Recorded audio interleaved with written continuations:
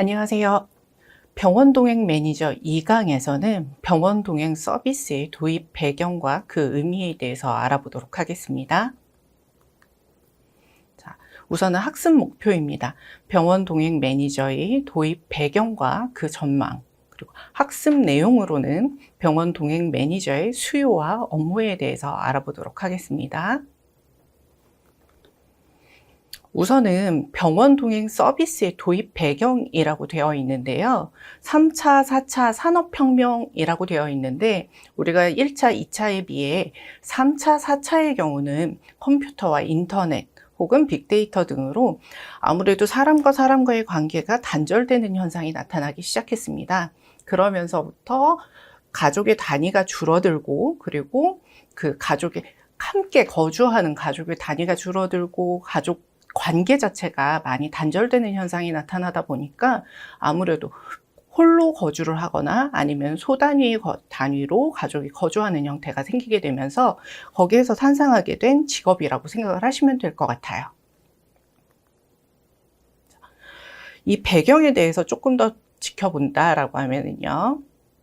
노인 인구의 빠른 증가, 2023년 기준으로 해서 900만 명에 달하는 노인 인구가 있었다라고 하면 30년에서부터는 1,300만 명, 상당히 많은 숫자가 늘어나게 되죠. 베이비부머 세대가 지나간 이후에 그 베이비부머 세대 자체가 노인 연령층으로 진입을 하게 되면서 1인 가구 독거노인이 증가하는 형태를 보이고 있습니다. 그러면서부터 60세, 89세 거의 90세에 해당하는 고령자는 1,100만 명에 달한다라고 되어 있는데 그 중에서 72.4%, 800만 명 이상이 가족과 따로 거주를 하고 있다. 내 주변에 보셔도 아마 많이들 보실 수 있을 거예요.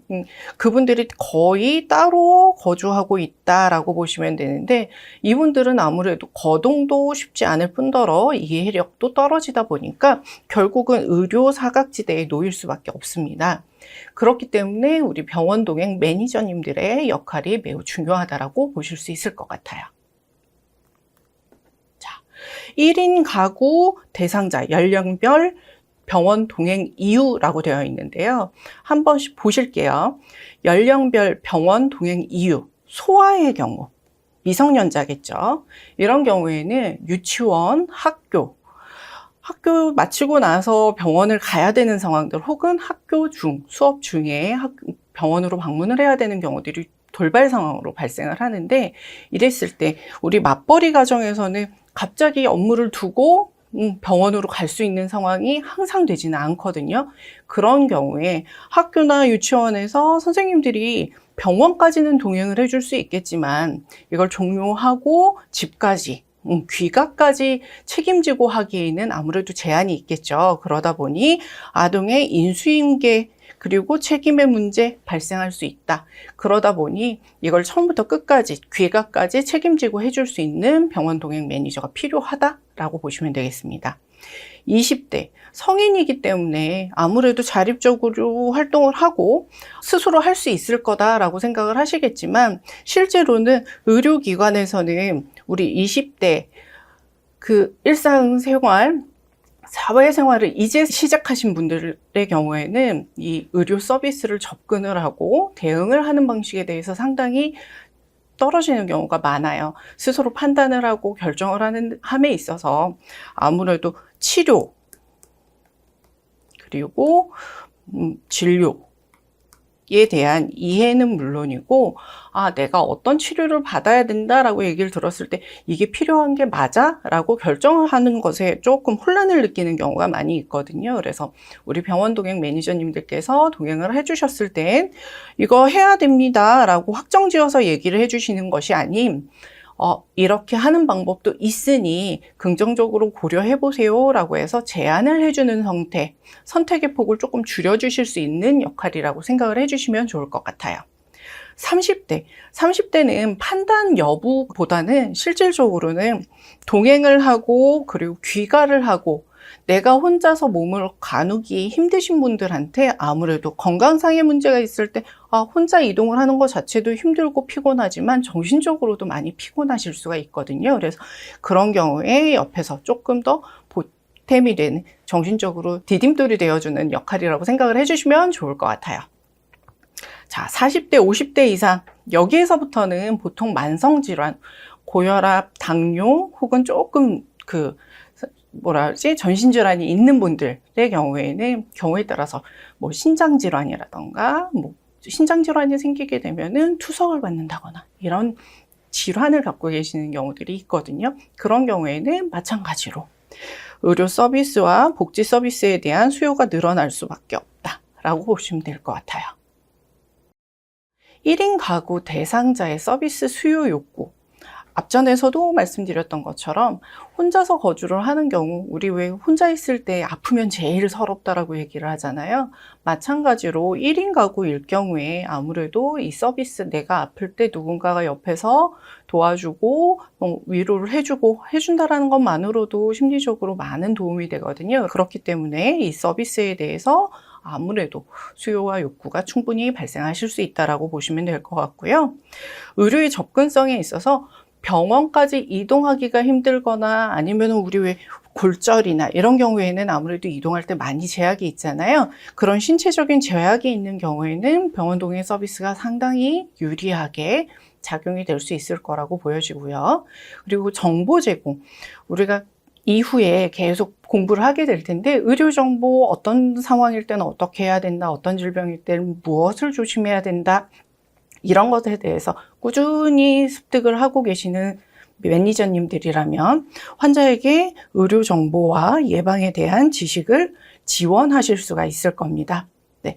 그렇기 때문에 정보를 전달을 해 주심으로써 심리적인 안정감도 당연히 도움이 되실 거고, 치료에 있어서도 조금 더 효과적이고 적극적인 반응이 나타나실 수 있을 거예요.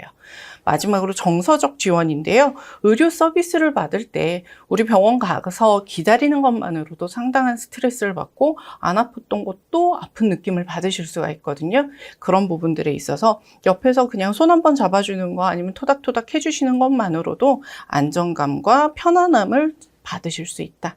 그것만으로도 우리 대상자들은 훨씬 더 치료에 대해서 적극적이고 편안하게 받으실 수 있다라고 보시면 될 것 같습니다. 자, 병원 동행 서비스를 한번 보시면은요.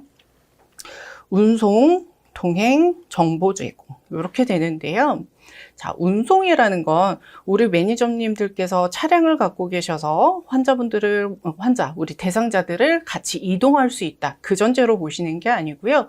운송 수단을 사용을 할 때 조금 더 편안하고 아니면 그 불편감을 최소화해서 사용할 수 있도록 도와주시는 거거든요. 그래서 이동에 초점을 두시면 될 것 같고요. 그래서 만약에 택시를 이용한다라고 했을 때 탑승을 하고 하차를 할 때 이 몸에 부담이 될 수 있는 행위나 아니면 그 자세, 이런 것들을 조금 더 보완을 해 주실 수 있는 거고, 그냥 일반적인 대중교통을 이용한다라고 하시더라도 마찬가지로 기사님들 통해서 혹은 주변인들을 통해서 이분은 이러하니까 조심해 주십시오 라고 사인을 주시는 역할을 우리 매니저님들께서 도와주실 수 있겠죠.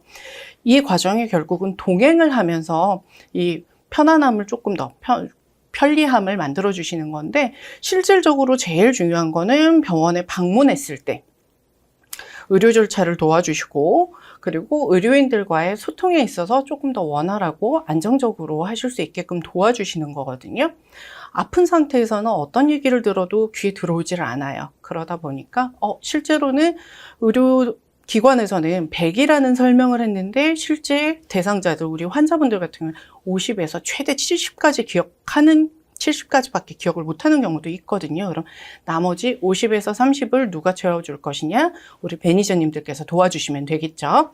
그리고 정보 제공, 우리가 병원에서 들었던 정보들을 어떻게 할 것인가? 그 내용을 충분하게 전달을 해주시고, 또 하나 지금 발생한 현재 그 대상자가 갖고 있는 질병에 대해서 교육을 해주실 수도 있고, 이동하는 동안에, 그리고 필요에 따라서는 지금 이 상태가 이후에 이런 증상과도 결부될 수 있으니 조심하셔야 됩니다 라고 해서 사전에 안내를 해 주실 수도 있겠죠. 그리고 의료진과의 원활한 의사소통.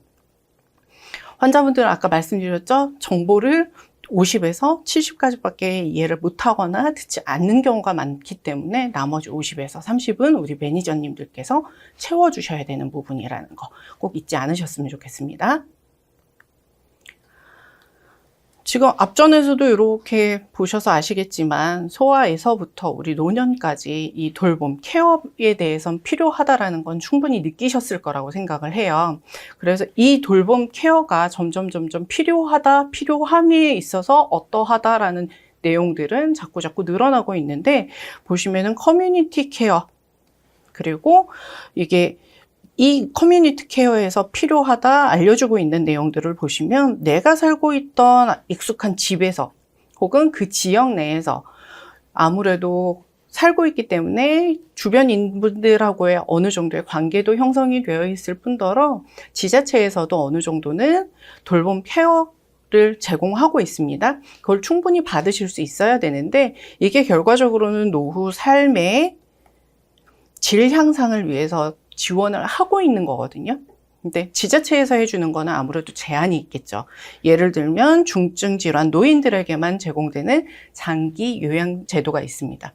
이런 경우에는 질병 자체가 매우 심하거나 혼자서 생활을 하기에 제한이 있는 분들을 대상으로 하다 보니까 실제로는 거동은 가능하고 그리고 어느 정도 생활을 영위하실 수 있는 분들한테는 해당이 되지를 않아요. 그러면 이분들이 실제로 병원을 가야 되는 상황이 됐을 때 어떤 도움을 받을 수 있을까? 실제로는 도움을 받을 수가 없습니다. 그냥 단순히 생활을 영유가 가능하고 그리고 거동이 가능하다라는 것만으로 제도에 대해서 어느 정도 서비스를 받을 수가 없기 때문에 실제적으로는 민간 사업으로 도움을 주실 수밖에 없거든요. 그러다 보니 이 동행 서비스에 대해서 필요하다라고 점점 더 많이 대두되고 있다라고 보시면 될 것 같아요. 자, 도입 배경을 보면은요. 이전 병원 동행자들은 아무래도 지금 우리 생각나시는 것만 생각을 해도 예전에는 어떻게 했더라 라고 생각을 해보시면 우리 부모님 혹은 옆집 그 친구 어머님 이렇게 같이 이동을 하셨거나 아니면은 내가 알고 있는 지인을 통해서 하셨거나 조금 연세가 있으시거나 하시는 우리 부모님을 모신다라고 하면 요양보호사를 통해서 이제 병원을 같이 동행을 하고 그에 따른 뭐 일정의 사례를 하는 형태로 했었다라고 하면은 이제는 이분들을 통해서 하게 되면 아무래도 전문성은 조금 요양보호사님을 제외하고 우리 부모님이나 아니면 지인을 통해서 한다라고 하면은 전문성은 조금 떨어질 수 있고 또 하나 안전이나 아니면 돌발 상황에 대해서 대처 능력이 떨어지는 경우가 생기겠죠.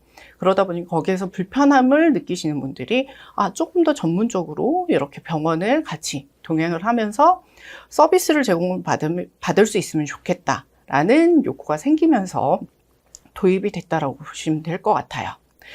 여기에서 보시면 장기 요양 등급을 받은 중증 질환 노인들이 장기 요양 누적 인정자입니다.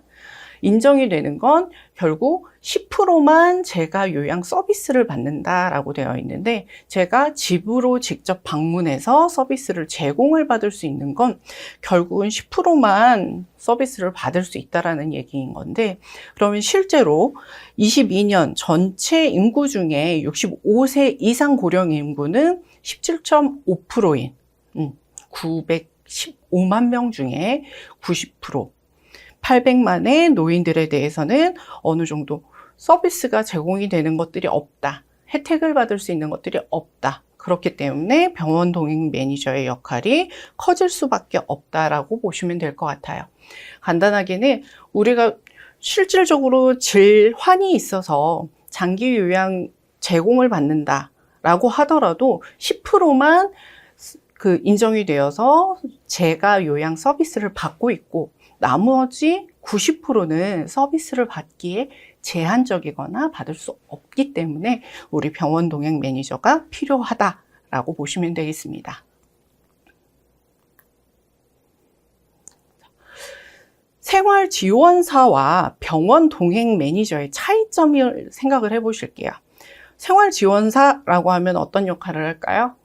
집에서 이 의식주와 그리고 생활 환경, 이동 모든 것들을 다 책임을 져야 되는 역할을 생활지원사라고 생각을 하시면, 우리 병원 동행 매니저의 경우에는 병원을 방문하는 동행된 관련된 일만 하면은 되신다.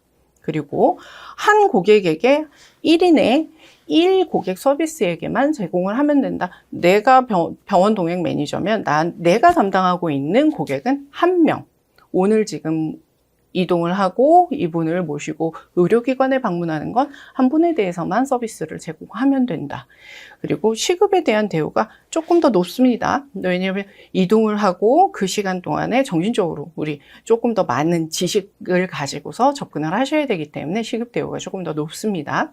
그리고 근무 시간은 본인이 선택을 가능하세요. 저는 이 시간과 이 시간에 움직일 수 있으니까 이 시간에 서비스를 제공하겠습니다.